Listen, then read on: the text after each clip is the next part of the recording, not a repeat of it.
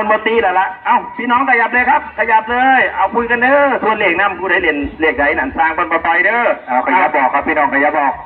เลยครับขยับบอกเลยเอ้าไอ้ฐานสองขยับเลยเด้อฐานสองนั่นไฟล่านั่นเอาปลอดภัยครับเอาเชิญ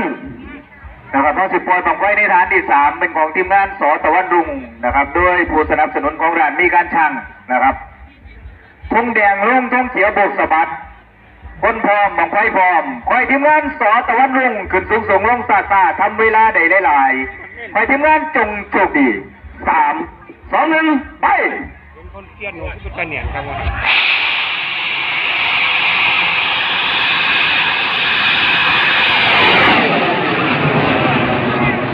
กันไปลูกกันไปนะครับไปท่านคือเบิ่งกันไปลุ้นกันไปครับก็เป็นแค่ลุงแหลมไอ้เขาอย่างเขาบอกว่าไปแล้วในช่วงแรกถือว่าไปได้นะครับแล้วก็โค้งขึ้น